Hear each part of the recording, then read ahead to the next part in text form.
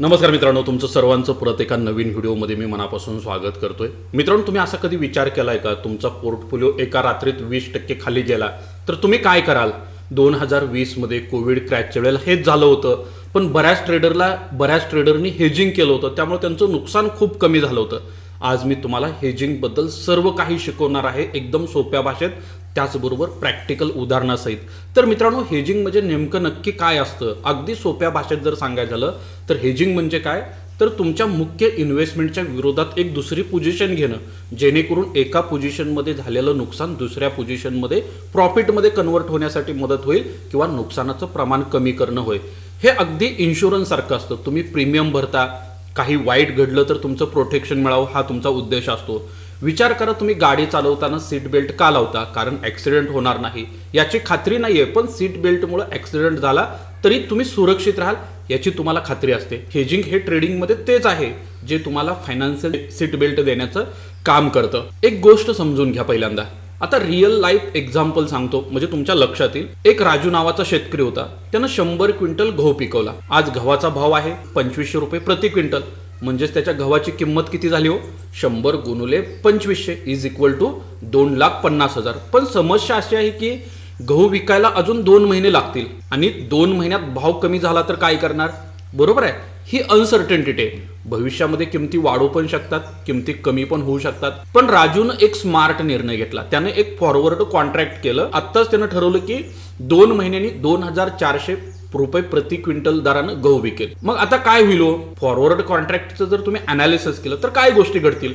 भाव वाढू शकतो, भाव पडू शकतो, भाव जाग्याला थांबू शकतो. मित्रांनो, समजा त्याचा बाजारभाव 2800 रुपये प्रति क्विंटल गेला तर त्यानं कॉन्ट्रॅक्ट कितीला केले? 2400 रुपयाने केले.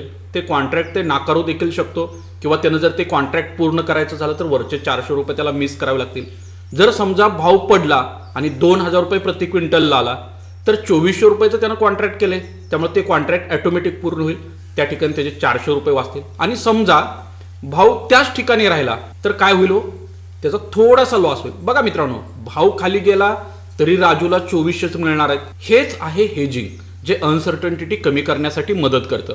हो, जर भाव खूप वाढला तर एक्स्ट्रा प्रॉफिट मिस होईल, त्यामध्ये काय वाद नाही, पण किमान नुकसान तर होणार नाही. एक्स्ट्रा ऑफ आहे जो हेजला ऍक्सेप्ट करायला शिकवतो.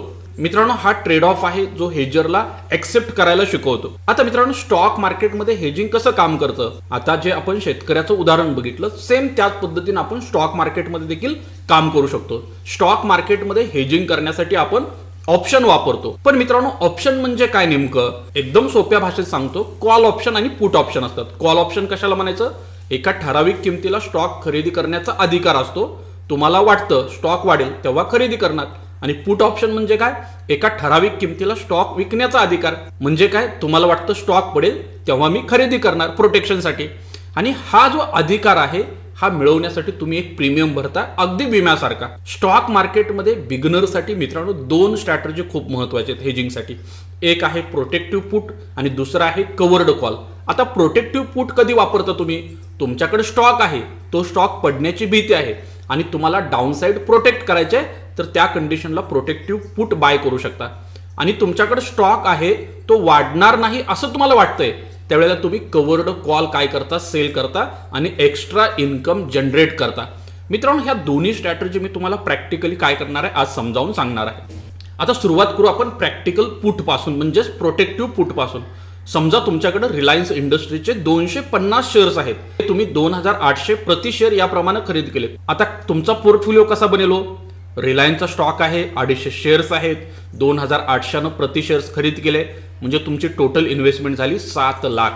आणि करंट मार्केट प्राइस आहे 2,900, म्हणजे तुमचं करंट व्हॅल्यू किती झालं? 7,25,000 रुपये. म्हणजे अनरिलीज्ड प्रॉफिट किती आता सध्या?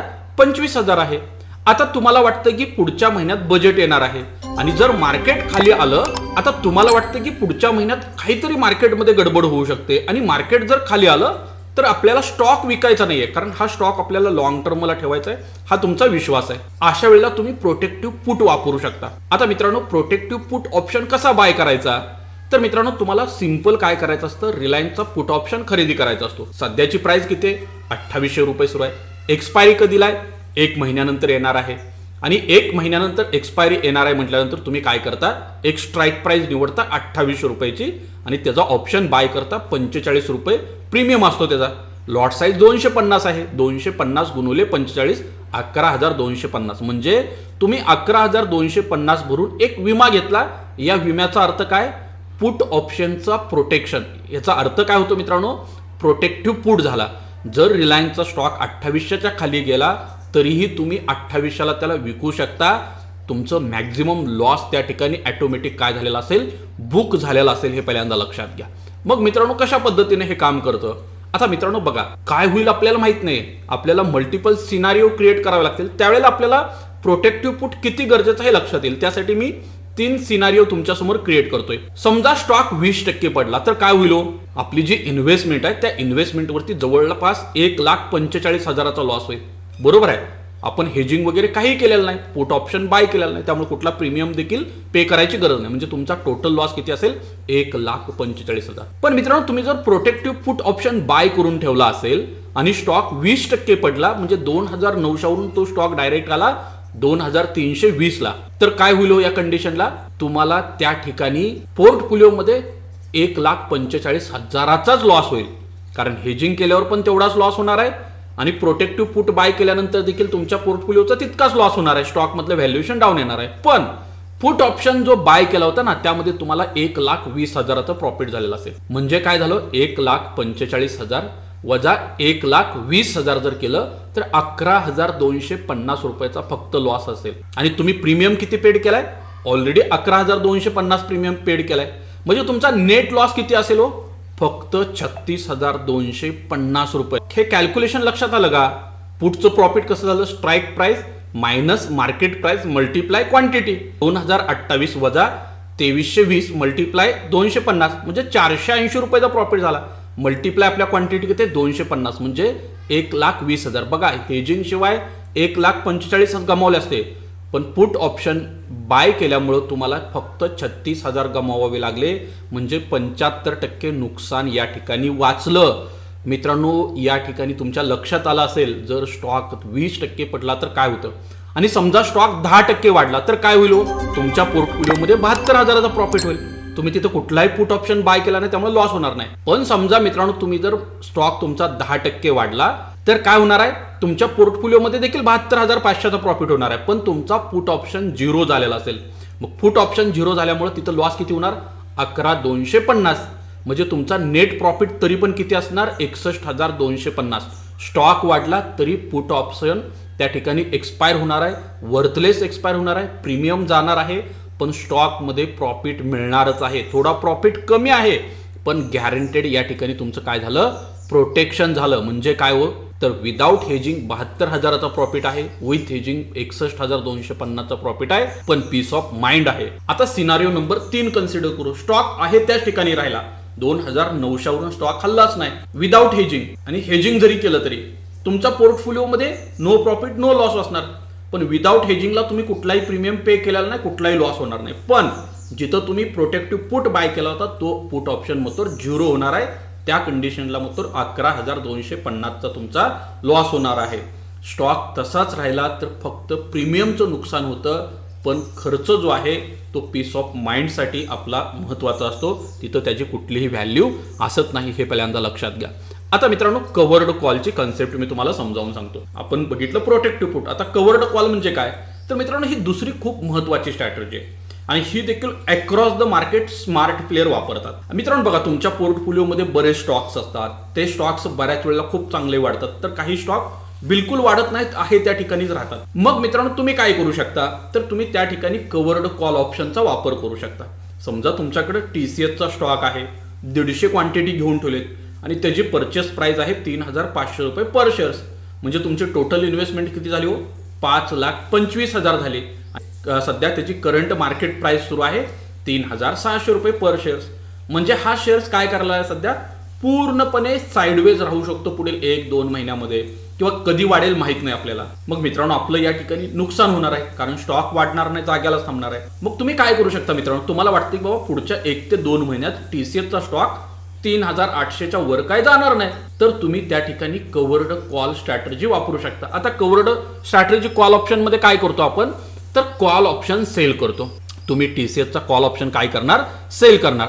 त्याचे डिटेल्स काय असतील, मग स्ट्राईक प्राइस आपण 3,800ची सिलेक्ट केली, एक्सपायरी मंथली असणार, प्रीमियम आपल्याला 55 रुपये पर शेअर रिसिव्ड झालेला आहे, क्वांटिटी 150 आहे आणि टोटल प्रीमियम किती मिळेल, 55 गुणुले 150 8,250. तुम्हाला 8,250चं अपफ्रंट मिळालेलं असेल, ही एक एक्स्ट्रा इन्कम असेल. पण एकच कंडिशन आहे, जर TCSचा स्टॉक 3,800च्या वर गेला तर तुम्हाला 3,800ला तो विकावा लागेल, म्हणजे एक्स्ट्रा प्रॉफिट मिस होईल. हा ट्रेड ऑफ असतो, हे पहिल्यांदा लक्षात घ्या. पण जर तो 3,800च्या खाली राहिला तर मग तो सगळा ऑप्शनचा प्रीमियम 0 झालेला असेल, त्या कंडिशनला तुम्हाला 3,800चा प्रॉफिट झालेला असेल, हे पहिल्यांदा लक्षात घ्या. समजा काही कारणानं TCSचा स्टॉक काय झाला, 3,600 वरून 3,400 आला. हा सिनारिओ देखील महत्वाचा आहे. काय होईल, त्या ठिकाणी तुम्ही स्टॉक बाय करून ठेवले, त्याच्यामध्ये 30,000चा लॉस होईल.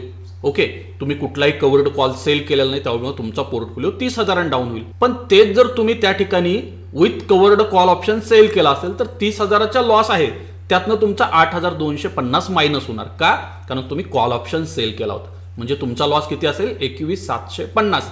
म्हणजे तुम्हाला या ठिकाणी प्रीमियमचं नुकसान झालं नाही, तरी पण तुम्हाला 8,250चं एक्स्ट्रा इन्कम मिळालं, जे लॉसला ऑफसेट करण्यासाठी मदत करू शकतं. हे पहिल्यांदा काय करा, लक्षात घ्या. त्याच पद्धतीनं सिनारिओ नंबर 2 देखील आहे मित्रांनो. स्टॉक थोडा जर वाढला, 3,600 वरून 3,750ला गेला, तर काय होईल, तुमचा कॉल ऑप्शन तुम्ही सेल केलेला आहे, त्या ठिकाणी देखील तुम्हाला 22,500 प्रॉफिट होईल. विदाऊट हेजिंग तुम्हाला ते प्रॉफिट असेल, पण हेजिंग केल्यामुळे काय होईल, तुम्ही ऑप्शन वरचा सेल केलेला आहे, ते 22,500 तर प्रॉफिट होईलच, पण तुमचा कॉल ऑप्शन देखील काय होईल, त्या ठिकाणी 0 झालेला असेल. त्या कंडिशनला देखील तुम्हाला 30,750 रुपयाचा प्रॉफिट झालेला असेल, हे पहिल्यांदा लक्षात घ्या. तुमचा ऑप्शन 0 होईल आणि त्या कंडिशनला 8,250चा प्रॉफिट होईल, म्हणजे 22,500 प्लस 8,250 म्हणजे 30,750 रुपयाचा तुम्हाला या ठिकाणी प्रॉफिट होईल. म्हणजे तुम्ही डबल विन होणार. का, स्टॉकची प्राइस पण वाढली, विथ प्रीमियम पण तुम्हाला मिळाला. पण सिनारिओ नंबर 3, स्टॉक खूप वाढला तर काय होईल, समजा 3,600 वरून डायरेक्ट 4,000ला TCSचा स्टॉक गेला, तुमच्या पोर्टफोलिओमध्ये 60,000चा प्रॉफिट होईल, कारण तुम्ही कुठले हेज वगैरे केलेलं नाही, लॉसचा प्रश्न येत नाही. पण कव्हर्ड कॉल ऑप्शन जर सेल केलेला असेल तर मग तो काय होईल, त्या ठिकाणी मग तो रिस्क तयार होणार आहे, कारण कॉलचा ऑप्शनचा प्रीमियम वाढणार आहे, तुम्ही लॉसमध्ये जाणार. मग 30,000 प्रॉफिटला तुम्हाला तिथं कॅप करावं लागेल ॲट 3,800 प्राइसला.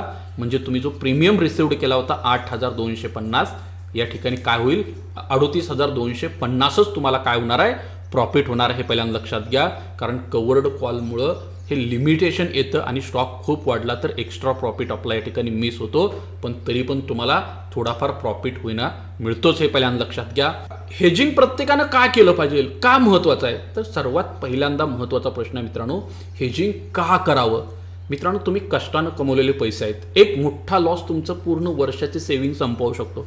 हे जर टाळायचं असेल तर hedging one of the best मानलं जातं. जेव्हा तुम्हाला माहित असतं की बाबा मॅक्झिमम लॉस लिमिटेड आहे, तेव्हा पॅनिक सेलिंग आपण करत नाही, बेटर डिसिजन घेऊ शकतो. त्याचबरोबर 80% ट्रेडर पहिल्या वर्षात आपले पैसे गमावतात, पण हेजिंग तुम्हाला काय करू शकतं, सर्व्हाइव्ह करण्यासाठी मदत करू शकतं. त्याचबरोबर मित्रांनो, जर तुम्ही हेजिंग केलं, तुमचा पोर्टफोलिओ असेल, तर तुम्हाला शांत झोप लागेल, कारण रात्री झोपल्यानंतर टेन्शन असणार नाही, सकाळी मार्केट क्रॅश झालंय का काय झालंय काही देणं घेणं नाही, कारण मेंटल पीस जे आहे ते तुम्हाला या ठिकाणी मिळणार आहे, पहिल्यांदा लक्षात. आणि सर्वात महत्त्वाचं, मोठमोठे इन्स्टिट्यूशन, म्युच्युअल फंड, EFIs हे सगळे हेजिंग करतात. तुम्ही देखील प्रोफेशनल ट्रेडर सारखे ह्या गोष्टी करू शकता, हे पहिल्यांदा लक्षात घ्या. मित्रांनो, स्टॉक मार्केटचा जर इतिहास बघितला तर 2020 असेल, 2008 असेल, 2020च्या बजेट डेचा क्रॅश असेल, त्याचबरोबर डिमॉनिटायझेशन असेल, या प्रत्येक वेळेला स्टॉक मार्केटमध्ये क्रॅश आला. मग मित्रांनो, क्रॅशच्या वेळेला तुमचा पोर्टफोलिओ डाऊन गेला भरपूर, पण तुम्ही जर प्रॉपर हेज केला असतं तर तो तुमचा पोर्टफोलिओ इतका डाऊन गेला नसता. हे पहिल्यांदा काय करा, लक्षात घ्या. म्हणजे ज्यांनी हेजिंग केलं त्यांचं कॅपिटलची बचत झाली, रिकव्हरीमध्ये त्यांना मदत झाली, हे पहिल्यांदा लक्षात घ्या. लक्षात ठेवा, हेजिंग म्हणजे प्रॉफिट मॅक्झिमाइज करणं नाही, तर लॉस मिनिमाइज करणं आहे. आणि हे इन्शुरन्स आहे, लॉटरी तिकीट नाही आहे. तर मित्रांनो, आज तुम्हाला लक्षात आलंच असेल हेजिंग काय असतं, हेजिंग कशा पद्धतीनं केलं जातं. मित्रांनो, तुम्हाला आजचा व्हिडिओ आवडला असेल तर नक्की आपल्या यूट्यूब चॅनलला सबस्क्राईब करा, बेल आयकॉन देखील दाबा, ज्यामुळे तुम्हाला नवीन व्हिडिओचं नोटिफिकेशन लगेच मिळेल. हां, सर्वात महत्त्वाचं, तुम्हाला बेसिकपासून ॲडव्हान्सपर्यंत ऑप्शन शिकायचं का? जर शिकायचं असेल तर आपलं बाजार बुल ॲप आजच इन्स्टॉल करा आणि तिथून कोर्सला रजिस्टर करा. धन्यवाद. परत एका नवीन व्हिडिओमध्ये लवकरच भेटू. Investments in securities market are subject to market risks. Read all the related documents carefully before investing.